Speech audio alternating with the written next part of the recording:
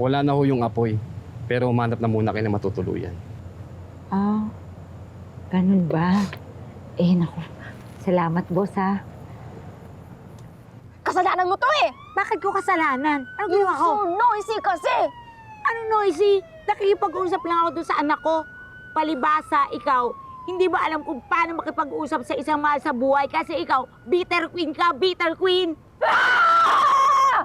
Rudy the Red-Nosed Rider, magpakita ka! Friends na kayo? Nasunog yung bahay ko because of her! Ako?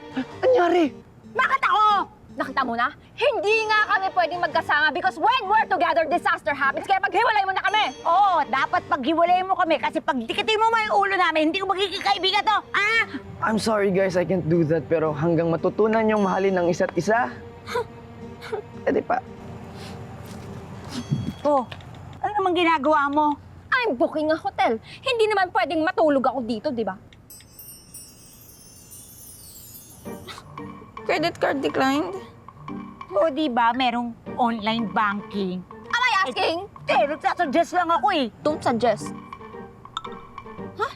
Zero balance. Wala ka palang pera, yabang-yabang mo. I have money, it's just in the bank. Wala nga eh, oh. Sabi eh. Oh. I'll call the bank.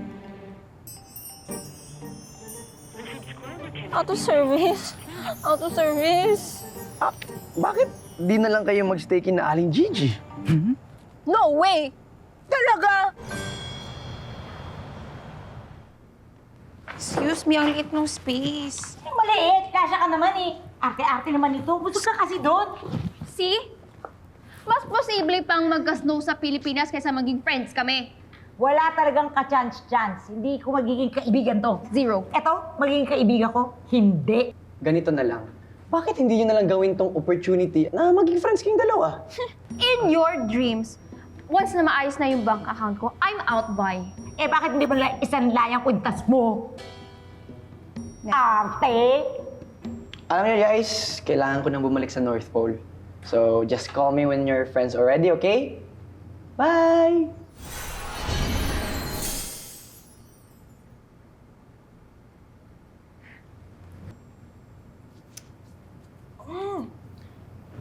I think there's bed bugs.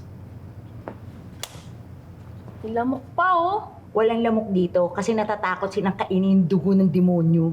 I so can't stay here anymore. Eh, di umalis ka na. Umalis ka na nga! Gladly. Alis!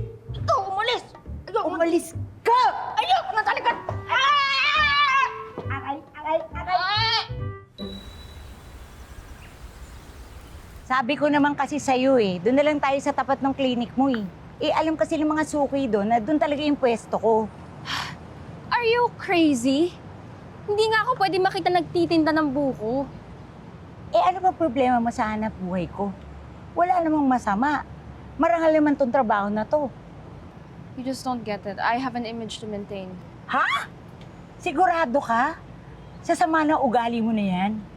Alam mo, hindi importante sa tao yung panlabasaan nyo. Parang yung buko. Nakita mo, oh, barag-barag, madumi.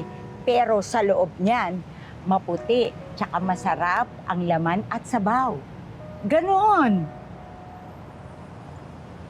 Ano? Tinamaan ka, no? Hindi at pwede ba, pag mo akong inilecture, you don't know who I am and you don't know what I've been through, so quit it. Hello ladies! Break ko ngayon, kaya naisipan kong kamustahin kayo. And Santa says hello, so what's up? Okay kami, nakita mo naman, di ba? Oo. Tinutulungan niya ako na magtinda ng buko. This is so fun pala, no? Just me and my best friend selling drinks, Tama. right? Wow. Guys, bili na kayo buko dyan! Sola, nag-enjoy ka? Oh! So, gusto mo ba gawin kitang magbubuko? Just like Gigi. What? Yeah! Sa isang pitik ko lang, mawawala lahat ng record mo bilang isang dermatologist. Pwede ka na maging magbubuko forever! Record. No? Mas sinusubukan ka lang yan, umuo ka na. Gusto na. Sure ka? Sure.